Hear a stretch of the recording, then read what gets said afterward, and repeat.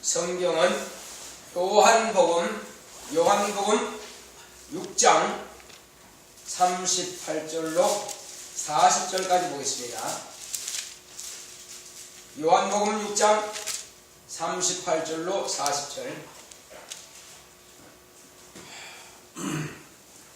내가 하늘로서 내려온 것은 내 뜻을 행하려 함이 아니요 나를 보내신 이의 뜻을 행하려 함이니라. 나를 보내신 이의 뜻은 내게 주신 자 중에 내가 하나도 잃어버리지 아니하고 마지막 날에 다시 살리는 이것이니라. 내 아버지의 뜻은 아들을 보고 믿는 자마다 영생을 얻는 이것이니 마지막 날에 내가 이를 다시 살리리라 하시니라. 아멘. 아멘.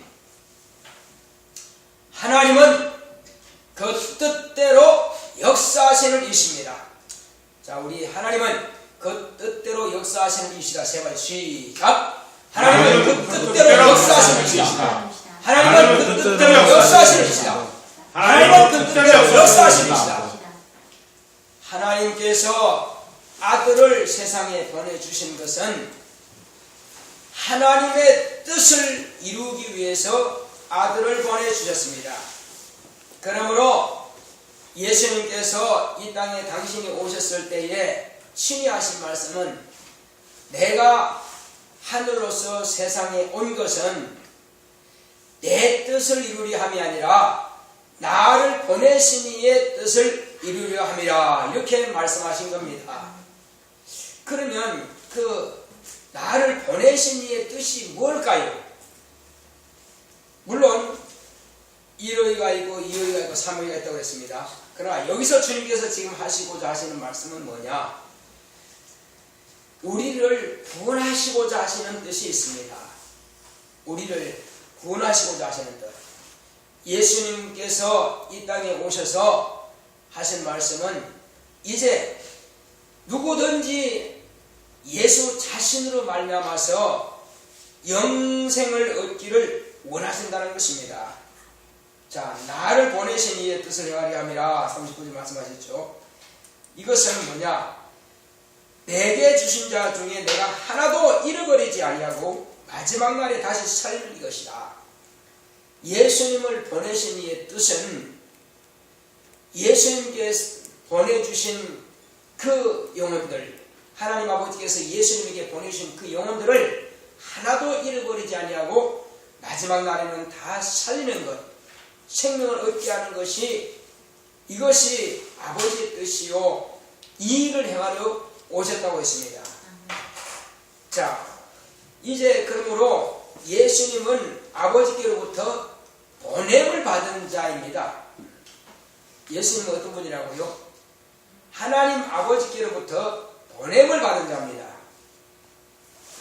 사도라고 하는 것은 헬라어로 아포스톨로스라고 합니다.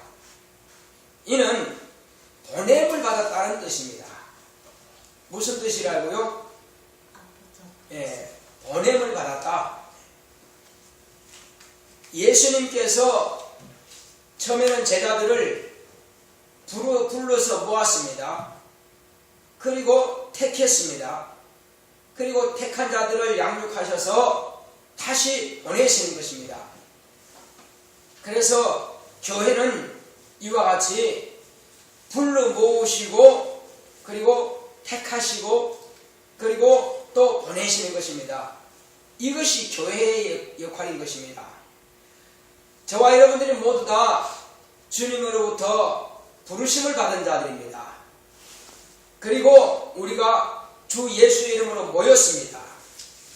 그 중에서 이제 예수의 이름을 시인하고 예수의 이름을 알고 그리고 그 명령을 따라서 순종하여 침례를 받고 이렇게 이제 주 예수로부터 우리는 택함을 받은 자입니다.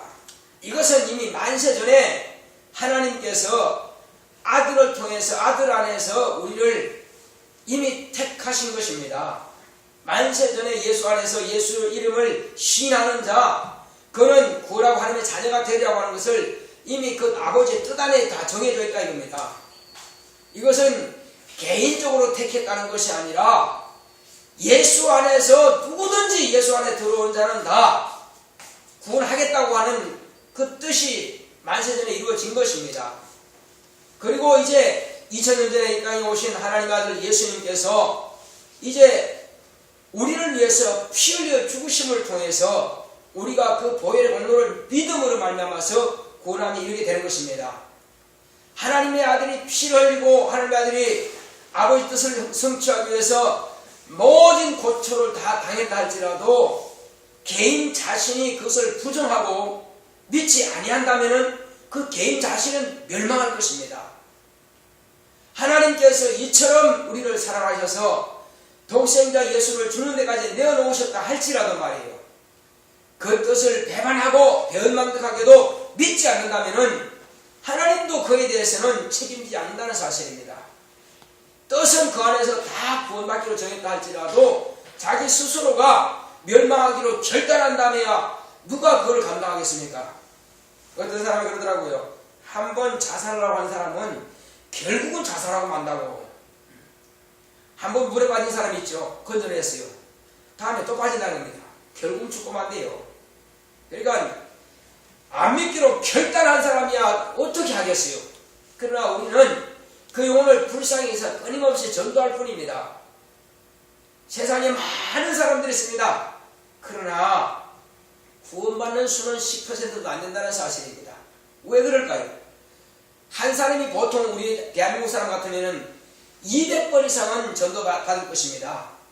그렇다고 굳세어라 겸손하고 안 믿는다는 것입니다. 그 안 믿는 것은 자기가 책임져야 됩니다. 이제 하나님께서 이와 같이 아들을 보내심으로 하나님의 아들은 이 땅에 복음을 전하러 오신 것입니다. 생명을 주러 오신 것입니다. 진리의 말씀을 증거하러 오신 것입니다. 아버지의 뜻을 이루어 오신 것입니다. 그러나 이 사실을, 이 전체를 다 무시한다고 하면은 그는 자기 지식으로, 자기가 가지고 있는 그 지식으로 망한다는 것입니다. 하나님을 아는 것보다 높아진 지식 때문에 자기 스스로가 무덤을 판다는 것입니다. 우리는 결코 내 지식이, 내 세상 지식이 내가 생명 얻는데 결코 도움이 되지 않는다는 것을 우리가 알아야 될 것입니다. 가장 중요한 것은, 가장 고상한 것은, 가장 기뻐하고 가장 사모해야 할 것은 예수님께서 나 위에 죽으셨다. 그것보다 더 귀한 말씀이 없습니다. 그렇게 율법에 능통하고 아주 그냥 가말리엘 문화에서 배운 율법의 박사라고 할 정도로 그렇게 똑똑한 바울도 자기가 하는 말이 뭐라 그럽니까? 나는 예수께서 십자가 위에 서리신 그 십자가의 도 외에는 전하지 않기로 결단했다는 것입니다. 십자가의 도가 멸망하는 자들에게는 어리석게 보이지만 그러나 구원 얻은 우리에게는 하나님의 은혜라는 것입니다. 십자가 나무가 아닙니다. 십자가의 도를 말하는 것입니다. 십자가 하니까 나무로 걸어놓고 걸었다가 그 앞에서 손을 보고 있습니다. 그게 아니라 이겁니다. 우리는 십자가를 믿는 것이 아니라 십자가 도 곧 예수 그리스도께서 나무에 달리신 보혈의 권노를 믿는다는 것입니다. 할렐루야. 그걸 잘못 알면 안 됩니다. 우리는 나무에 달린 자마다 다 저주받은 자니, 나무에 달린 자는 다 저주받은 자입니다. 예수님께서 그 당시에 가장 저주받은, 가장 극악한 자들은 십자가 나무의 형태에다가 죽였습니다. 예수님도 그 형태에 못 박혀 죽었습니다. 그것은 망각의 나무라는 것입니다. 기억하고 싶지 않다는 나무입니다. 어지가 했으면 그는 저주받은 자라 할까요? 하나님의 아들이 당신이 저주받은 바 되신 것은 저와 여러분들이 마땅히 저주받아야 될 것인데 그분이 대신 담당하셨다는 것입니다. 그러므로 십자가 바라보면서 눈물 흘릴 거 아닙니다. 주님이 얼마나 아프셨을까? 연민의 정을 보내시면 안 됩니다. 그건 불신앙입니다. 우리는 예수님께서 십자가 달리신 그 공로로 인해서 정말로 감사해야 될 것입니다. 기뻐해야 될 것입니다. 우리는 내가 구원받은 이 은혜에 대해서 평생 기뻐해도 기쁨을 다 감추지 못해야 될 것입니다.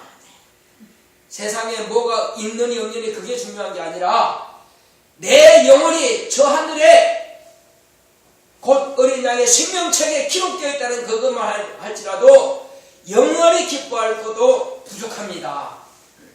세상 것 때문에 너무 염려하거나 근심하지 마시기 바랍니다. 우리의 믿음이 어디 있느냐는 것입니다. 우리의 믿음이 곧 하나님 아버지의 약속대로 오신 예수 그리스도의 보혈의 능력을 힘입고 내가 생명을 얻었다는 것에 확실한 믿음이 있다면 좀 못 살고 좀 못 먹는다 할지라도 좀 피곤하다 할지라도 좀 고통이 있다 할지라도 그것 때문에 너무 염려할 것은 없다는 것입니다. 세상 사람 가운데서 염려 근심 없는 사람은 아무도 없습니다. 누구나 다 있습니다. 대통령도 있고요. 아주 그냥 큰 대기업 하는 사람도 염려 근심이 있습니다. 누구나 다 있지만은 그 나만 특별히 큰 것 같지만 그렇지 않습니다. 다 있습니다. 그렇다면은 우리는 그들과 같지 않다고 하는 것은 왜 같지 않느냐? 우리는 믿음이 있기 때문에 오늘 당장 내가 죽는다 할지라도 저와 여러분들은 낙원에 갈 수 있는 믿음이 있지 않습니까? 이 믿음 가진 자는 담대하시기 바랍니다. 염려와 근심을 다 내려놓으시기 바랍니다. 주님께서 내 멍에를 메고 내게 배우라 말씀하십니다. 내 멍에는 쉽고 가볍다고 했습니다. 쉽고 가벼운 멍에 말입니다. 주님께서 과연 지신 그 십자가가 가벼운 겁니까? 온 인류의 죄를 통째로 담당하신 것이 가볍냐 이겁니다. 그러나 주님께서는 가볍다라고 하시는 것입니다. 이것은 왜냐? 이제 생명을 아버지께 맡기는 자들만이 가벼운 것입니다. 자기 생명을 자기가 책임지려고 하는 자는 심히 무거운 것입니다. 그건 불가능한 것입니다. 나는 내 생명 내가 책임 못 집니다. 주님의 손에 있어요. 그러면 자유한 것입니다. 사나 죽으나 우리는 주의 것이로라. 그렇습니다. 내 생명 내 것이 아니라 주님의 것입니다. 주님께 맡길 믿음 있는 사람은 담대하시기 바랍니다. 아무 염려나 근심할 거 없습니다. 이제 우리는 무엇을 먹을까 무엇을 입을까, 물론 겨울이라 춥습니다. 추위에 떨고 웅크를 들죠. 그렇지만 내가 육체가 이 땅에서 혹이 죽는다 할지라도 우리는 영원한 행복이 있는 저 하늘에 가는 이제 낙원으로 갈 것입니다. 그러므로 이 땅에 사는 날 동안에 오직 평안을 누리시기 바랍니다. 예수님께서 평안을 우리에게 끼쳐주신다고 말씀하셨습니다. 주님께서 주신 평안은 세상이 주는 것과 같지 않다는 것입니다. 세상이 주는 것이 무엇입니까? 세상은 물질 만능주의입니다. 물질만 쓰면 다 된다고 생각합니다. 아닙니다. 아무리 물질 많아도요, 저 병원에 가서 결국은 시체로 나옵니다.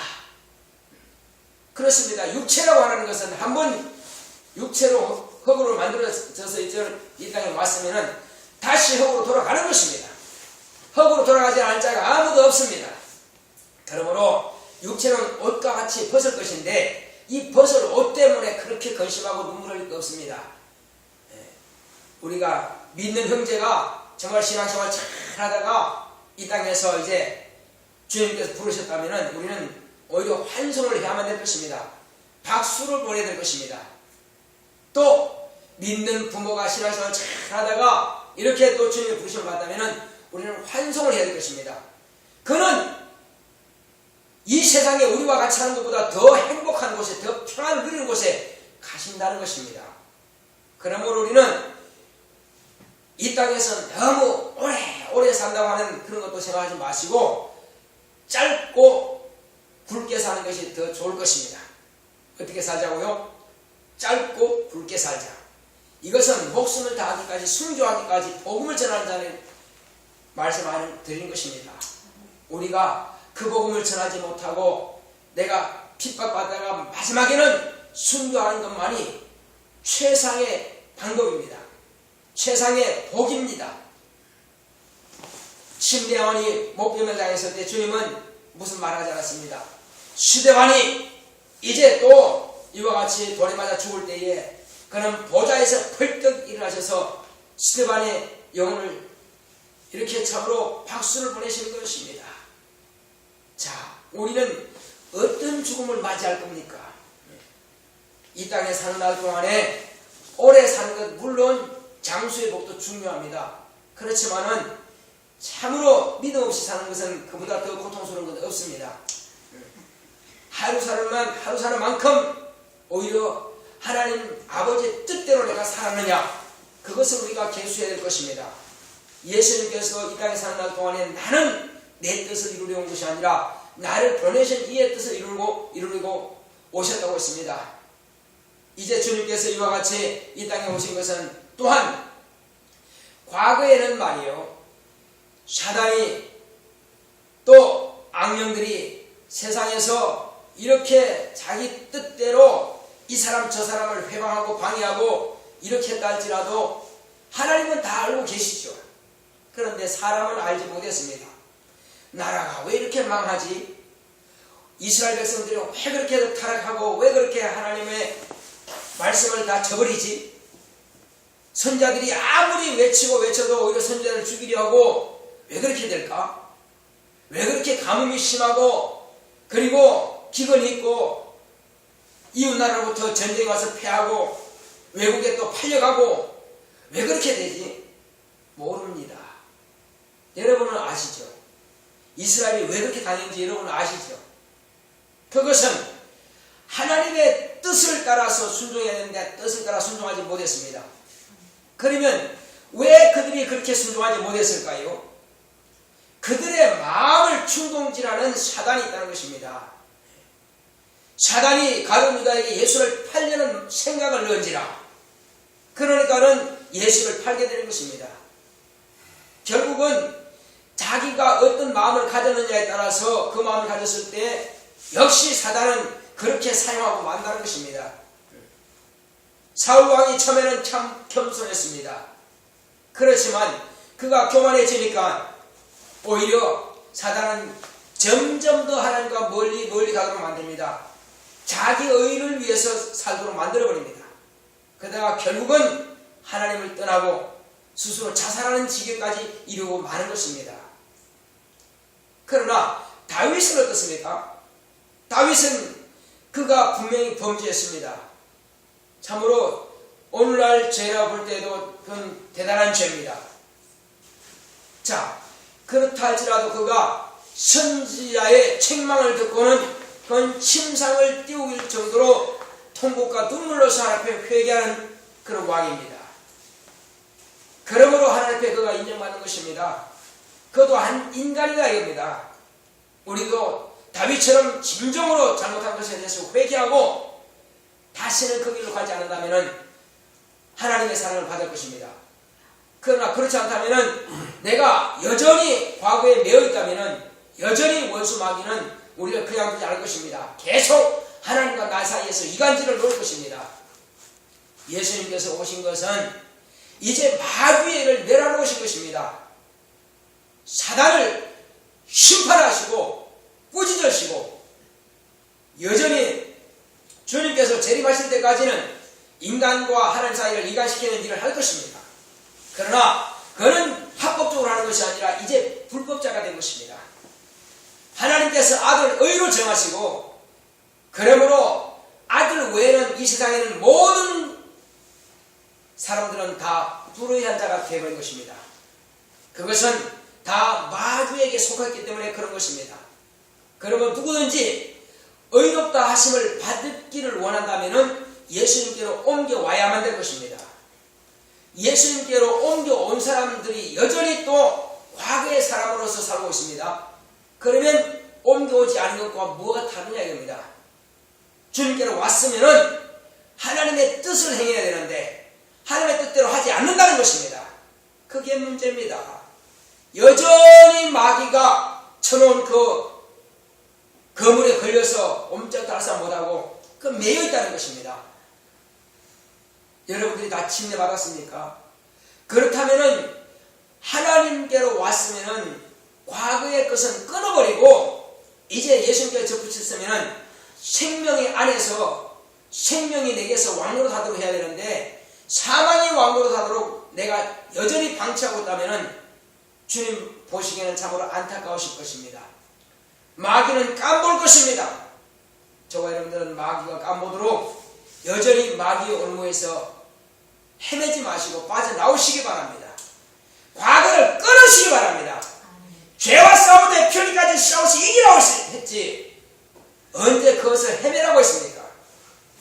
우리는 예수님께서 오신 목적을 잘 아셔야 됩니다. 우리를 구원하셨는데 어떻게 구원하냐는 겁니다. 죄에서 구원하신다는 것입니다. 그렇습니다. 우리 죄로 해서 당신 죽음까지 당했습니다. 그런데도 불구하고 여전히 죄 가운데서 들어있다면 우리 주님이 뭘 할 수가 있겠습니까? 입으로만 죄 자백한다고 되는 것이 아니라 진정한 회개가 필요한 것입니다. 회개라고 하는 것은 차가 유턴하듯이 말이요. 그리 직진하면은 낭떠러져 물에 빠져 죽는다. 그러므로 유턴해서 돌아오라는 것입니다. 하나님의 곁을 떠나서 마귀로 가던 그 길에서 유턴해서 하나님께로 돌아오라는 것입니다. 이것이 회개입니다. 이것이 진정한 회개예요. 예수님께서 아버지 뜻대로 이 땅에 오신 것은 우리로 하여금 회개케 하기 위해서 이 땅에 오셨고, 그리고 마귀에게서 빠져나오라는 것입니다. 그리고 마귀가 하는 일을 적나라하게 세상에 다 드러냈지 않습니까? 이것이 마귀다 하는 것을 드러냈지 않습니까? 마귀는 3번씩이나 시험했으나 그러나 그건 예수님께서 이기셨습니다. 그리고 이후부터는 마귀의 하소연 더러운 귀신들을 얼마나 저주했습니까? 죽은 자들도 살렸습니다. 병든 자들도 고쳤습니다. 왜 그렇습니까? 그건 마귀에게 당했기 때문에 살려내시는 것입니다. 귀신에게 당했기 때문에 고쳐주시는 것입니다. 이제 그때 고칠 때 주님께서 뭐라고 하셨습니까? 안심하라, 내 죄 사함받았느니라. 할렐루야. 예수님께서 오셔서 죄를 사하신다는 것입니다. 죄를 사는 권세가 있다는 것입니다. 왜? 그분은 주인이십니다. 그러므로 주인이 자기가 원하는 자들을 부르시고 자기가 원하는 자들의 죄를 사해줄 능력이 없습니까? 능력이 있습니다. 마귀는 심판하셨지만은 마귀에게 어리석게도 매어서 종로하는 일생의 사망에 종로하는 우리 인생을 불쌍히 여기사 주님께서는 네 죄 사함받았느니라 이제 자유하라 하신 겁니다. 자유하면 되는 것입니다. 주여 자유하게 하시면 내가 자유하게. 아니 주님께서 이미 자유하게 하셨다니까요. 너는 죄 사함받았다고 주님께서 말씀하셨어요. 그러면 자유하시면 됩니다. 그러나 아직도 죄가 뭔지 자기가 지금 하나님의 뜻대로 하고 있는지 없는지 모르고 있으니 말이요. 그게 대답감한 노릇입니다. 이제 율법이 그렇게 정죄하고 율법이 그렇게 억압할지라도 세상의 마귀를 드러내지 못했습니다. 선자들이 그렇게 외치고 그리고 회개하라 하지만은 선자들의 예언을 통해서도 마귀와 귀신을 드러내지 못했습니다. 그러나 이제 의로우시고 그리고 사랑이 많으시고 은혜 베푸시는 참으로 유약하게 보이시는 사람들 앞에서 메어서 죽임당하시는 그분, 이가 바로 하나님의 아들이시며 이가 바로 예수입니다. 그분 앞에서만이 귀신이 소리지르며 떠나갑니다. 그분 앞에서만이 예수님께서 공적 신분을 갖기 전에는 전혀 관심도 없다가 그가 하나님의 아들이라고 하는 공적 신분을 가졌을 때 비로소 그는 나타났습니다. 그리고 두려워 떠는 것입니다. 왜 그럴까요? 어떤 자연인이 말이요, 앞으로 내 대통령이 될 것이다 한다고 해서 두려워할 사람 아무도 없습니다. 그 사람이 대통령이 됐을 때가 이제 두려운 존재죠. 함부로 말당하는 이제 감옥 가는 것입니다. 자, 그처럼 예수님께서 아브라함과 다윗의 자손이 있을 때는 아무도 그를 알아보지 못했고 별 관심도 없었고 마귀도 귀신도 두려워하지 않았습니다. 그러나 하나님의 아들이라고 하는 공적 신분을 가졌을 때는 그가 누굽니까? 마귀를 심판하실 분이시고 귀신들을 무주경에 가둘 수 있는 분이고 그리고 모든 인간을 구원하고자 하면 구원할 수 있는 분이고 지옥 보내고자 하면 지옥 보낼 수 있는 분이십니다. 그러므로 귀신들도 뭐라 그럽니까? 때가 이르기 전에 우리를 멸하려고 오셨습니까? 우리와 당신과 무슨 상관이 있습니까? 그렇습니다. 귀신들은 지옥자시고 귀신들은 마귀에 속한 자들입니다. 그러나 그들 아직 지옥 갈 때가 안 됐다는 겁니다. 그러나 어차피 지옥 갈 것입니다. 그러나 그분 앞에서 왜 그렇게 소리 지르면 나옵니까? 그분이 자기들을 지옥 보낼 자이기 때문에 그런 것입니다. 이제 우리가 이 땅에서 더 이상 원수에게 속지 마시기 바랍니다. 대부분 생각할 때 이건 내 뜻이다. 이것은 내 자존심이니까 건드리지 마라. 그렇습니다. 아무도 건드릴 사람 없습니다. 그러나 중요한 것은 주님 앞에서까지라도 그렇게 하면 안 된다는 것입니다. 혹이 사람들 앞에서는 자기 자존심을 내세운다 할지라도 주님 앞에서만큼은 엎드리시기 바랍니다. 확실하게 자기의 죄를 내려놓고 확실하게 주여 나는 죄인입니다. 주여 내가 주님의 뜻대로 하겠사오니 나를 도우소서 하고 주님 앞에 엎드려야 됩니다. 그렇다면 저와 여러분들은 삽니다. 주님의 명예는 그렇게 무거운 것이 아니라 쉽고 가볍다고 하신 말씀대로 쉽습니다. 우리가 그것만 믿기만 한다면 너는 네가 힘을 다해서 네 노력으로 천국 가라. 그렇게 말씀하셨습니까? 그렇게 갈 사람은 아무도 없습니다. 오직 내 힘으로는 천국 갈 능력이 없습니다. 내 힘으로는 죄 하나도 없이 할 수 없습니다. 그러니 주여 나를 도우소서. 나는 죄인으로소이다. 나를 불쌍히 여기소서. 나의 죄를 사하여 주옵소서 하고 회개한다면 여러분들은 깨끗하게 죄사함 받을 것입니다. 그리고 다시는 그 죄의 길에 서지 않으면 되는 것입니다. 오직 우리 이 시간 갈 때 주여 나도 주님과 함께 하나님 아버지의 뜻대로 순종하게 싸우니 나를 도우소서. 주님께서 가신 그 길을 나도 따라가기 원하오니 나를 도우시고 나를 인도하소서 하시고 하십니다. 고맙고 감사하신 아버지 하나님 감사합니다.